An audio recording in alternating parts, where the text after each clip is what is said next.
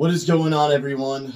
Guess what? Fascinating day to be on this channel today, or to be watching videos, because we've got a very special guest today. A guest that hasn't been on here since, how long has it been, Chris? It's been about 1 year. One year. What is up, Top Ticker family? Man, you know, feels good to hear you say that again, Chris. For those of you that are new to the channel, because I know I've picked up quite a few new subscribers in the last over the last year. Chris used to be on here quite a bit, and then he kind of got busy with his own things. Spot On Analysis is his channel. You're more than welcome to go over there if he wants you there. You'll have to ask him. I don't know. But Chris is an amazing guy, very, very good friend of mine. But I'm going to stop bragging on him. I'm going to let him tell you just a little bit about himself. Today, obviously, we're talking about stocks, the stock market. We're going to talk a little bit about the economy, or actually Chris is. That's his job today. That's why we have him on here. You might be thinking, well, what qualifies Chris to be able to talk to us about these sorts of things? That is, if you're new here. If not, if you've been here before and seen Chris, then you know that pretty much everything that he's told you in the past has played out pretty accurately. Wouldn't you say, Chris? That's exactly what I said. Yeah, that's exactly what I'm saying, too. And that pretty much, that idea there coincides with the name of his channel, Spot On Analysis. So, Chris, briefly tell the new guys here who you are and what it is that you do. Top Ticker family, it's real good to be back. Pat hadn't been on in a while. I've been just chomping at the bit to get back out to talk stocks, bonds, the economy, finance. He's been off doing other things. I says, hey, my channel's down. I'm writing a book right now. Really, really busy. Going to be down, but I just miss talking to the people about this. Can I get on your channel and get on and just drop some knowledge? Well, after 4 months of begging, here I am. It's so good to be back. Hopefully you guys have some questions to ask. We can run it by over a beer on Sunday, and we can get back in the lab and talk stocks again. I like to do it. I've got his schedule hammered down. I've kidnapped him. You can't see the ropes. Don't let him see your wrist. Oh, I'm not. Okay. Yeah, so he's kidnapped right now. We're on his channel. We hijacked it. So it's good to be back with you guys. Going to talk a little bit about going on, politics, the markets, the Red Sea, whatever they want to talk about, Pat. Well, Chris, I think what these guys want to talk about. So first, can we get your opinion on the market right now and kind of what's going on in the market right now? Everybody's talking about the inflation word, the recession word. And I want to say, what's today? Let me look at the phone. So it's February 10th. I just want to give a shout out to the Fed on a masterful job of just navigating this economy, keeping that R word out of everybody's mouth. Yeah. And I don't think they get a lot of credit. I know they don't. Biden want to take credit. Trump want to take credit. And outside of all that, I think these guys, they don't answer to anyone. They've got autonomy. Hey, they've been doing their thing. Inflation still is a little bit high, but at the bottom line, when you boil it all down, Republican, Democrat, Independent, everybody knows this with an associate's degree in business. The economy's too high. Employment's too high. And until that employment comes down, unemployment goes up, inflation is here to stay. So we just got to keep going through. I got some things I want to do when the market drops, the interest rates come down. Yeah. But right now, it's a soft landing. They got to get it down. And that just means it's just too many people working. So that's the fact of the matter.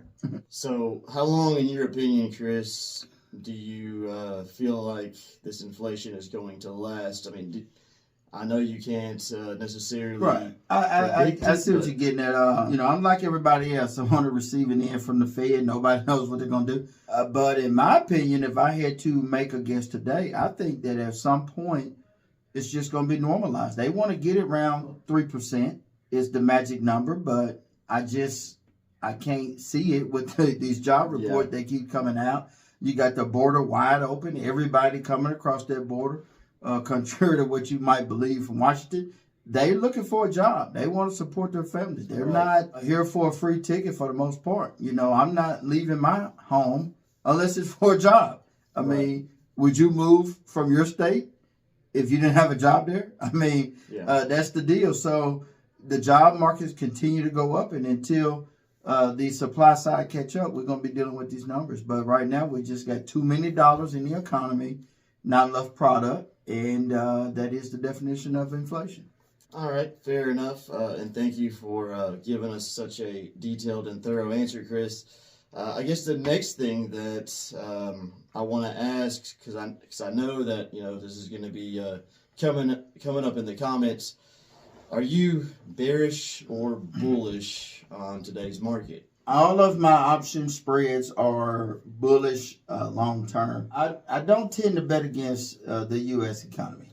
It is not a lot of millionaires out there that made their money betting against the U.S. economy. Kind of that Warren Buffett mentality. Yeah, you can catch pockets of resistance and catch lightning in the bottle, but as on a macro level, I am bullish 90% of the time. I may have some individual micro plays that I'm bearish on, your Tesla, some volatility plays, but I'm long the Dow, I'm long the NASDAQ, I'm long SPY, so that's where I am right now. When you say long term, exactly how long term are your plays? Are we talking about a year out? No, I do 45 days out, exercising at 21 days expiration. Not volatility spreads so much, maybe bullish put spreads, bullish call spreads, stuff like that, but not too fancy. Don't want to get too expensive. It's very, very simple right now. I think we was talking earlier today. If you're not up 15% by now on February the 10th, you really need to get with Top Ticker and get in on some of these plays we put together. If you're over 15%, maybe even 20 or 30, then you're probably right where you need to be. But a passive investor right now, if you're not at 15%, you're getting screwed. And I want to, I guess, slow you down a little bit here, Chris. So no, I just get so excited, man. He gets excited, y'all. I don't know how to stop him or slow him down, but, we try. So just to get these guys up to speed, so Chris has primarily been focusing on options these days. Not so much single leg options as options strategies, right? So multi-leg options trading strategies. Right. I'm going to let him tell you more about that in just a second, but because some of these guys probably don't really know much about what an option is. Some of them, I say. Some of them do. And they probably won't understand the concepts behind some of these multi-leg options trading strategies, what they're used for, why they would use multiple legs. Some of them probably don't even understand what a multi-leg options trading strategy is. So can we take them through that very briefly, kind of in layman's terms? The best and easiest way that I've found that someone explained it was over at Options Play. I was watching a video or a seminar with him, and he said it the best. He says the difference between an option and just a stock is that the stock can go to zero, but most people are wired to be risk adverse. So in that, you hate losing more than you like winning. So you will be happy, if you had a way to control. So with an option, I can go and control and jump off whenever I like versus going long in stocks where the floor is zero. Yeah. Mm-hmm. So I can get in and you feel like you can't participate in a stock, and maybe Tesla. We spoke a couple of weeks ago about Tesla and what my thoughts were. So regardless of what you guys said, you haven't seen us for a year, we still talk everyday stocks. So it just hasn't been on screen. And I'm fixing that today because I got him kidnapped. But don't show him the handcuffs. Put your arms down, okay? But, I wanted to short Tesla. I wasn't, with some macro events, some headwinds they was going into. And I wanted to short them, but I was able to get in and short these guys with a fraction of the money. Yeah, for $1,000. I shorted 100 shares for $1,000. I mean, Tesla was trading for $200 a share, so it would cost, $20 20 grand to do that in real life. I was able to do it with one. So 1/20th of the capital. So you can greatly, reduce risk and reduce the capital up front. And you're able to play with the big boys. So that's why I am an options trader and strategist. Chris, one more question very quickly. So how does that translate into profit? You spending, $1,000 versus the 20. Does that reduce the amount of profit you would have made had you spent the 20? I get the same profit the big boys got. Really interesting. The same profit they got. So you spend really a fraction of the money. Right. Now, where the difference comes in, it's not all gold sidewalks. Now, the difference is two things. You won't participate in any kind of dividends. And then you got tax considerations. Options guys pay up to 40% taxes versus people who own the stock and go long and never leave their position can be less than half of that. So if you can stomach getting your gains taxed, really robbed, but we'll just say taxed. Options if you're trading options. Yeah, if you're trading options, you're not in for 6 months, I think it is now. That is a downfall. You don't get to participate in any other dividends if they're paying dividends. You just won't get to participate in other strategies, but it's ways around that with stocks. And that's really why I shut my channel down and really wanted to get involved, because so many people couldn't understand, no matter how many YouTube videos they watch, how many books they read, they can't find anyone that can break it down to them. An Arkansan, I mean, we're not Harvard graduates, but maybe they can learn it from a Arkansan. Maybe you from Mississippi. Maybe you not even from this country. And so that's really what we're kind of catering to, the people who maybe a little slower to pick it up. Because if you feel like you got a video on and they're talking Greeks this and Greeks that and volatility this and Black-Scholes models that, I get all of that. I went and broke it all down to its least common denominator, and that's what my book is about, is everybody else that couldn't understand the other books. Right. It's not everybody. It may be too low for everybody, but it is a large group of people out there like me who need it broke down just one more level. The success that you've had with these strategies, Chris, it's extremely impressive. So I can't wait until you're done with that book so I can get my hands on it for sure, and then copy all your trading strategies and we still got some fundamental stuff that we could do. If somebody hits you up and they want to look at a company, want to know our opinion, and that's really what my channel specialized in, is smaller companies. Maybe they were meme stocks. People really want to know what they were worth, because analysts don't cover them. So a lot of my, people on my channel cater to companies that wasn't covered. Like no one's going to cover Humble. No one's going to cover AITX. No one's going to cover these small MVIS. Let's go ahead and say it. Well, some people tried to cover them, but you had 3 analysts covering that company, and they've been around 30 years. And you contrast that with Walmart, and there's 4,000 people covering it. Yeah. So, and they would come to my channel, ask me to do it. I'll put it together, give these guys models.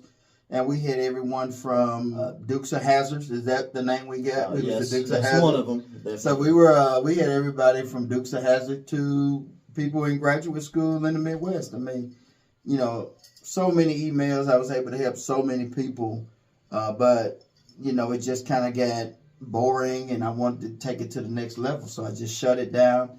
I wasn't able to answer questions. I wasn't going to be checking it. I didn't want people to think I was ignoring them. So I just kind of put it on private. The information's still there. If you can get with Top Ticker, you got any questions, maybe you lost your model, got a new computer, you can hit Top Ticker up.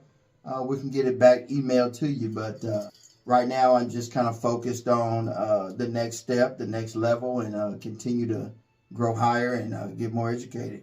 Spent a lot of time in college. Just read a book, made me feel like I never read a book in my life. So if that doesn't happen to you every now and then, you need to up your game up, get some more sophisticated books. Challenge yourself a little more.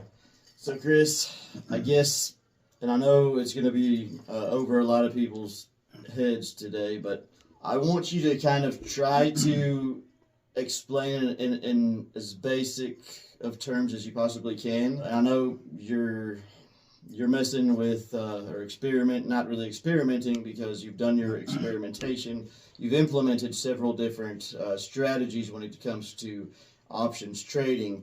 Can you pick one of your favorite strategy and kind of just give us the basic idea of that strategy? What is it doing? How are you hedging your position using that strategy? At the same time, how are you benefiting from that strategy other than, by just hedging? And, what is this strategy used for? Can it be used in any market? I mean, the things you do, right, the strategies that you're using right now, are they safe in any type of market environment, or is it, only in today's market environment that you would apply these to? I see. You see what I'm getting at there?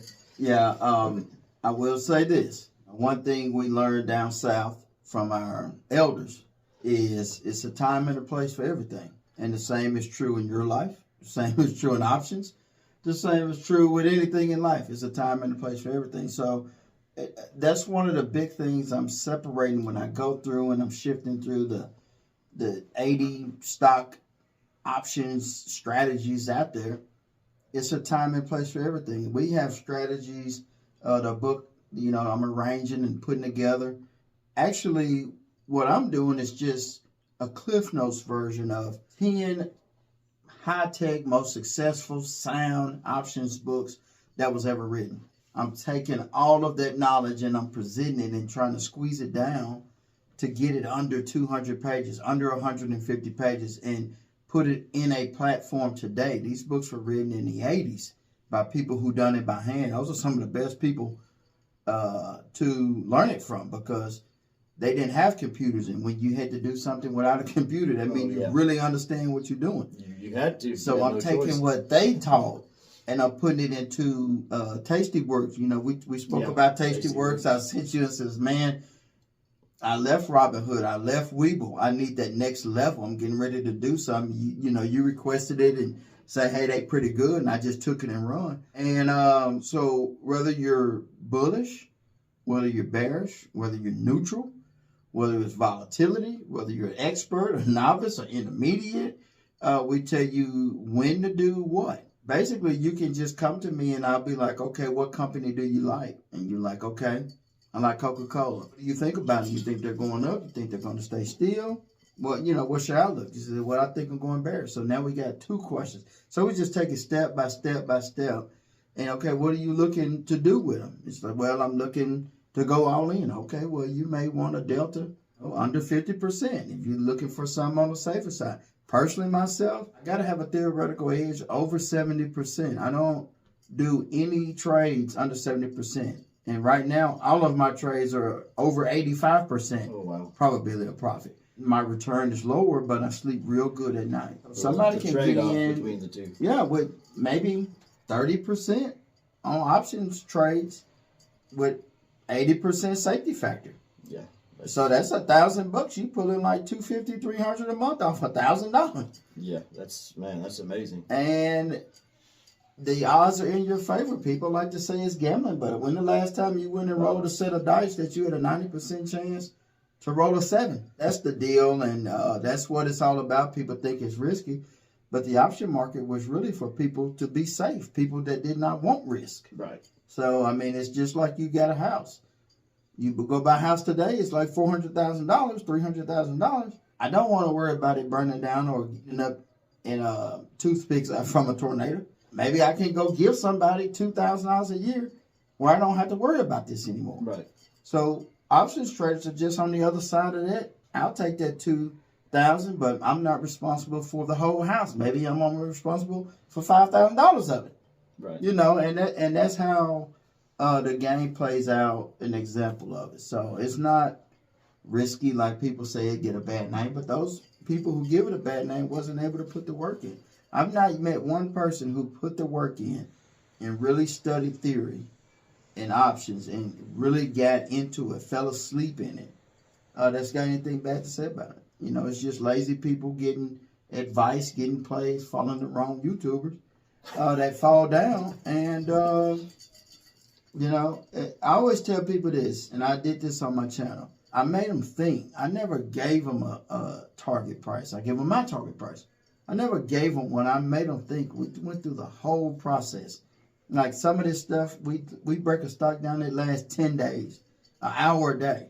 And it put them into somewhere you don't want to be in a position where you can't think for yourself. Right. So before you go sell a $50 Coke put, understand why you're doing it. Irrelevant of if it's right or wrong. Just understand why you're doing it. As long as you have a method to the madness, then you understand what you're doing. And it's fair game. Now, Chris, one thing that I have a question about is adjusting positions. Now, the strategies that you're using, is it easy to adjust your position? Let's say that you're in a scenario where maybe the trade starts going against you a little bit. And I know in some cases you don't even want to look at that because it might be irrelevant. But let's say you played with a large amount of money. But let's say that I just wanted to, for whatever reason, adjust the position. Maybe whether that be to increase time in the trade, while at the same time reducing my exposure. Tell them a little bit more about that. Well, my advice on that, and we talked about some of the learn from the burns that I went through, and that's where the homework come in. That's where the research come in. That's what being prepared does for your position. With an option play, once you understand why you in it, it's easy to make adjustments. And you have to understand all of them not going to come home. I got 10 plays on now. 3 of them, I don't know which 3, but 3 of them not going to come home. I don't care which 3 it is. I take the 7. I move on, and you got to have a short memory. Once it's not doing what you want to do, take that loss, move on. You're going to have some gains. People just kind of like go down with the ship where you took 50, you might as well take the other 30. Just take your 30 and move on to the next play because the market's going to be open tomorrow. And if you're in the futures market, it's going to be open every day. So, Every day. I don't really trade the futures, but just take your loss, move on, understand your risk. Like I said, when I make a play, I'm looking for 80, 90%. It's still going to be 20% chance that it's going to take a loss.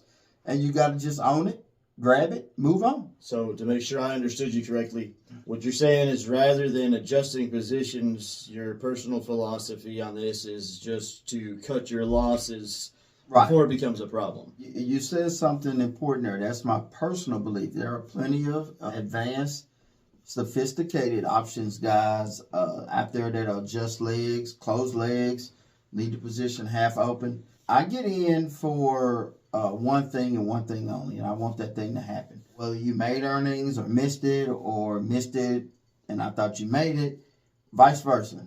It doesn't take me long to let you know that you're not the one for me. And the example I always give is you think about what you do for a living, and it's probably a plumber out there. And I am not a plumber, and you are a plumber. It's not going to take you long to figure out that I am not a plumber. You think about in your head right now what it is you've been doing your whole life for a living.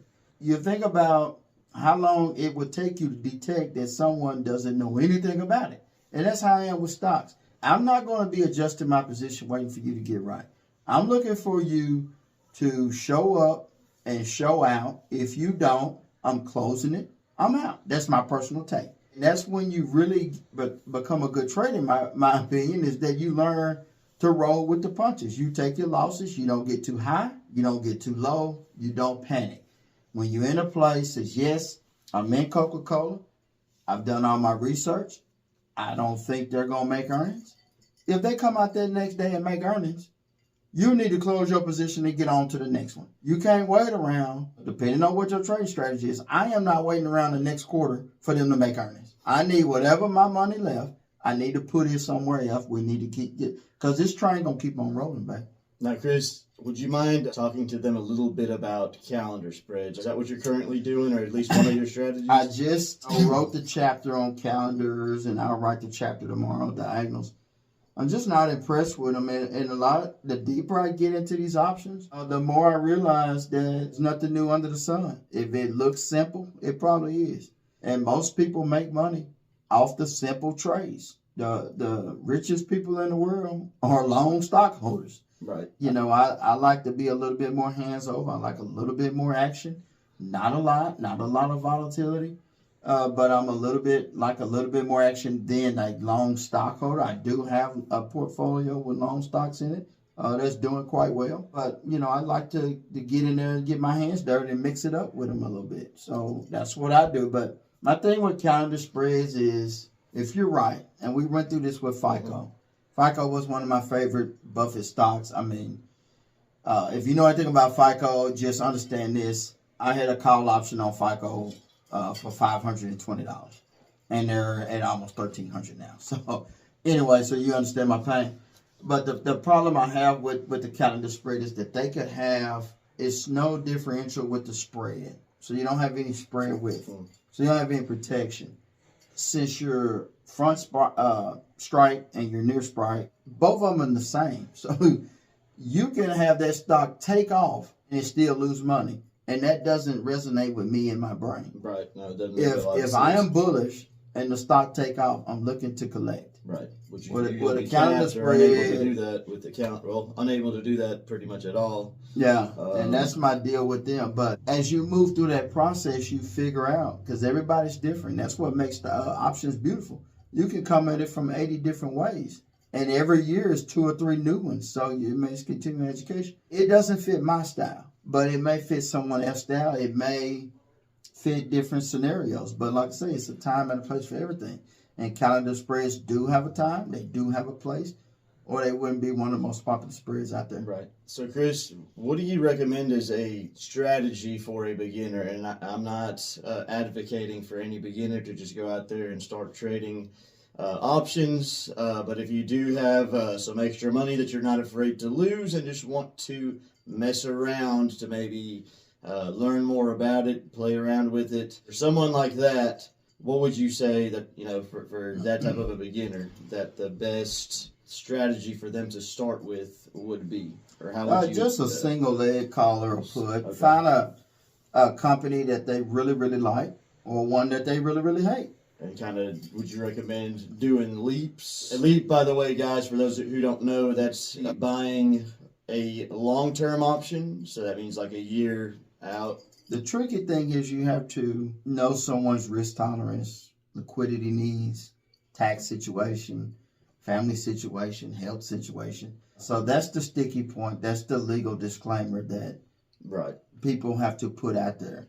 I don't know that about whoever, but if it was me, if it was my child, and they wanted to get into stocks, and I just had a friend I went to college with asked about it, and I told her, I said, you know what I would do was follow the FANG stocks and just monitor them, see how they behave. What do they do when interest rates are up? What do they do when it's down? What do they do if the Dow's up? How do they behave in the market? And then you can really, really learn it. When I was going through training, we would be at Stevens and watching analysts do this. People who really do this, CFA analysts, people that really do this for a living, only cover 2 or 3 stocks their whole life. And that's kind of their whole career. They follow 2 or 3 companies, one industry, one sector. That is it. And like Bruce Lee said, I don't fear the guy who has studied 300 kicks for 30 years. He studies the guy that studied 1 kick for 30 years. Instead, you can really master that. Yeah, and that's how the people approach stock in real life. And it's so few people in real life that do this that come to YouTube to put knowledge out. The reasons why is that when you really, really do this, you're tired of talking about it. And you'll get in trouble for talking about it without knowing someone's background and not giving them a financial assessment. That's one reason real analysts don't talk to civilians. And the other reason is the civilians that's looking for advice, real advice, don't come to YouTube. They go to the investment bank. They go to Edward Jones or Fidelity or the E-Trade places. So that's the problem with YouTube. But every now and then you'll run across somebody like old Pat and Chris that'll give you the real game over a Bud Light. So Chris, for people that are wanting to, we got the disclaimer out there already, but for people that are maybe, curious about what they need to do to increase their wealth, growth, over time. Would you recommend they just buy stocks, or would you recommend that they, look into some sort of options trading strategies? What I would do was be long stocks. Depending on your age, some combination stocks, bonds, liquidities, maybe a little cash. Personally, I'm not a cash guy, I'm not a bond guy, but that has a lot to do with, a lot of history and personal issues there and life expectancy as far as males in my family. But all wealth tends, in my experience, come from being long stocks. What I do is supplement your Social Security or pension with option income. I would never put my options income in front of my long stocks, right?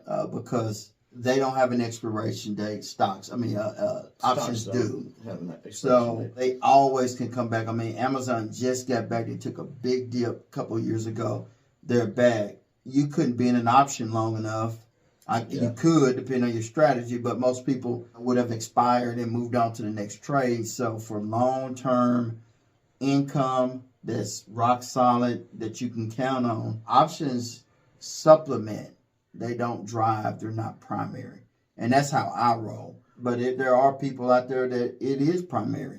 For me, options is a part-time thing. It's in the hobby phase. But I'm just, every day just getting better than the day before. Right. And I guess I have a little bit to add on to that. So, guys, when you are adding stock long term, what you can do is use options to kind of protect that stock, depending on how long you plan on being in the market.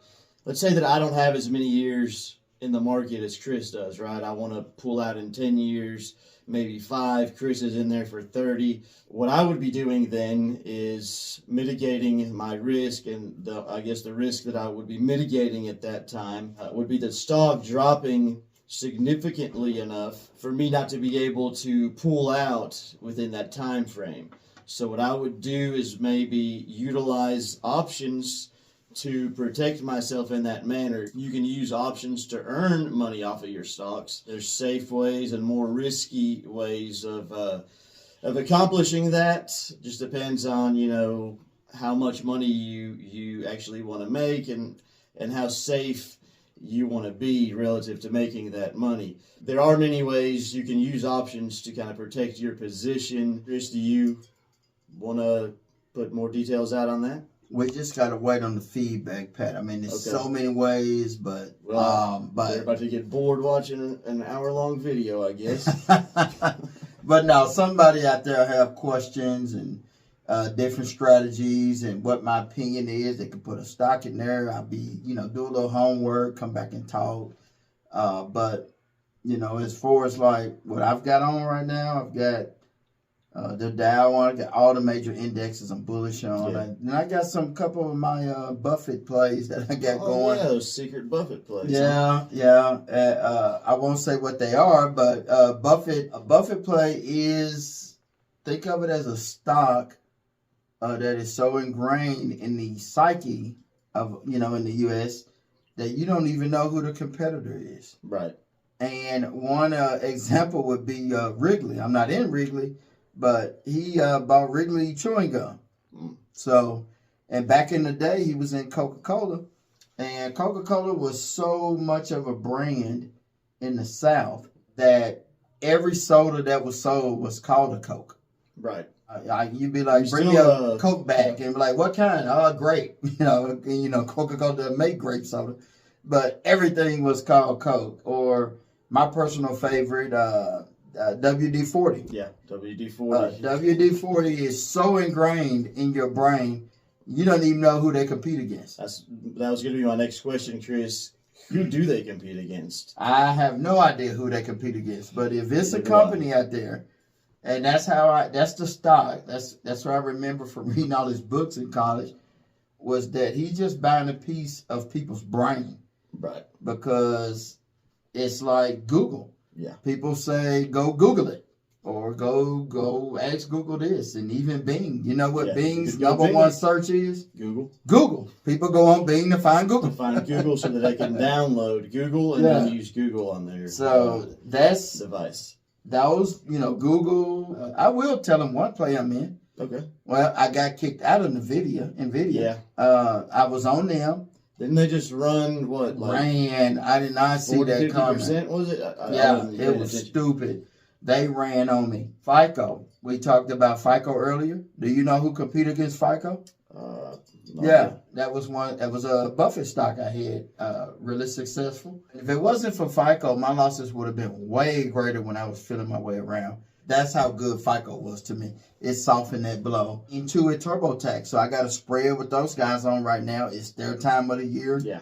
First couple of quarters of the year, I go long into it. So, those type of things. You got, I'll tell you another before we get off. I know you got to cut this short. But you can get into a lot of earth-moving equipment following the construction sector. What did the Congress just pass? The CHIPS Act. They got to build $50 billion worth of infrastructure to help coordinate and sustain a chip industry in the U.S. Right. Well, who's going to benefit from that? You got earth-moving equipment, Caterpillar, John Deere, all these guys are going to get trickle down to them. So that's another way you could approach it. But if it's a company out there and they are so popular by name brand that you don't even know who their competitors are, that's a good company to go long in. Well, Chris, one thing I just remembered. So earlier when you were talking about Coke, I kind of want to share my story. When I used to live up north, I invested actually in a company. You've probably heard of it. Kind of same deal with them. They were just like Coke. Every soda was referred to by their brand name. Do you know what that company name is, Chris? No. It's Pop. Pop. Pop. Don't invest in Pop. What's that ticker? POP? POP. Other people's money. Yeah. You done with POP? Yeah, you know me. Yeah. But man, it's been what's up. Y'all hit Pat up. I can't wait to get back.